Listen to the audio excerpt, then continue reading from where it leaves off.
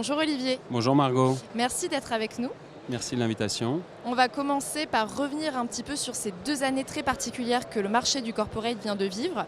2022 et 2023, on a vu qu'il y avait une très forte augmentation de la demande, un retour des voyageurs certains, mais aussi un contexte économique particulier, géopolitique aussi, et puis l'arrivée d'une technologie de rupture qu'on appelle l'IA générative, qui a fait son arrivée sur le marché du loisir et du corpo. Quelle tendance vous voyez de votre côté émerger dans le voyage d'affaires pour fin 2023 et 2024?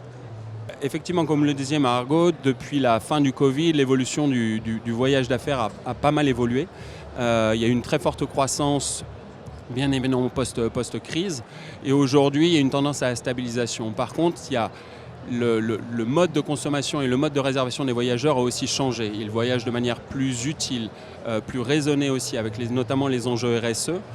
Et ils cherchent aussi une certaine forme de consolidation. Ils ne veulent plus uniquement une solution de voyage d'affaires, ils veulent une solution qui va pouvoir englober les voyages d'affaires, la note de frais et le paiement, pour englober toute la chaîne de valeur. Donc voilà, donc c'est pour moi ces enjeux-là que les acteurs du voyage vont devoir répondre dans les prochains mois et dans les prochaines années. Vous êtes arrivé justement il y a peu sur le marché français. Oui. Comment est-ce qu'aujourd'hui vous vous positionnez en tant que néo-TMC? Est-ce que c'est toujours dans votre ADN de dire nous sommes une néo-TMC? Et votre évolution, justement, vos perspectives en France et sur le marché européen? Oui, alors effectivement, nous on est un gros groupe, on est une grosse société. Sur le marché européen, on est plus petit, on est en phase de croissance. L'année dernière, on a plus que doublé nos effectifs. Américaine quand même, on le rappelle, ça a son importance. Société américaine effectivement, qui s'implante sur le marché européen. Donc je disais, on a doublé nos effectifs, on a triplé nos revenus. Et la France devient un marché primordial pour nous aujourd'hui chez Navan. Et les objectifs, ils sont sur 3 axes principaux. Un, c'est continuer la croissance.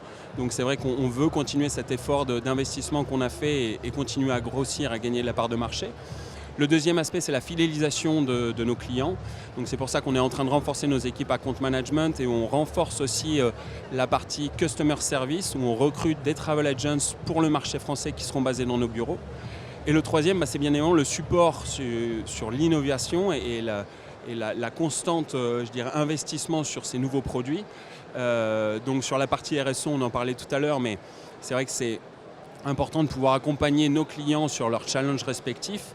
Donc on a développé par exemple une application sur tous les trajets qui seraient faisables en train et sur lequel l'avion a été le mode choisi par le voyageur, de pouvoir pousser un pop-up et justement de suggérer des déplacements avec des émissions de carbone un peu plus faibles.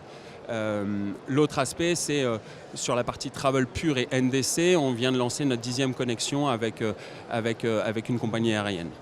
Et justement, vous avez cet ADN très tech sur laquelle vous capitalisez. Vous avez été parmi les premiers à annoncer des outils à base d'IA générative. Est-ce que c'est quelque chose que vous souhaitez vraiment développer et qui pour vous a du sens? Est-ce qu'on ne va pas finalement dénaturer un petit peu ce métier d'agent de voyage et perdre ce lien humain qui est tout de même important quand on fait du service? Oui, alors l'IA générative, effectivement, Navan a été les premiers à le lancer sur le marché en début d'année dernière. Pour nous, en fait, on ne le voit pas de cette manière-là. L'objectif de l'IA générative, c'est de permettre aux conseillers voyage notamment de traiter uniquement des demandes à forte valeur ajoutée. En revanche, ce qui est assez fantastique avec l'AI, c'est qu'on a une capacité de capter de l'information et de l'analyser. Et si on se met dans la position d'un utilisateur, qu'il soit voyageur ou administrateur, mais je vais vous donner un exemple par exemple, c'est si demain je voyage sur une destination type New York, l'AI génératif et notre assistant virtuel Ava va pouvoir aller regarder dans mes préférences, dans mon profil, si je préfère voyager à côté d'un hublot, si je préfère un certain type d'hôtel, si à chaque fois je vais toujours sur la même destination, me remonter les hôtels qui seraient, on va dire, juste à côté de cette localisation-là. Si j'ai des tarifs négociés ou une carte de fidélité avec une chaîne d'hôtels de la même manière, elle va pouvoir me le remonter de manière proactive. Donc, permettre de gagner du temps. Exactement. Donc en fait, on est plus dans de la valeur ajoutée, dans de l'expérience utilisateur, mais pas dans le remplacement de l'humain. C'est la même chose sur la partie administrateur. Ava va pouvoir consolider des rapports de dépenses, soumettre des premières analyses de savings, mais derrière, ces analyses seront reprises par votre account manager. D'accord, très bien. Merci beaucoup Olivier. Merci beaucoup.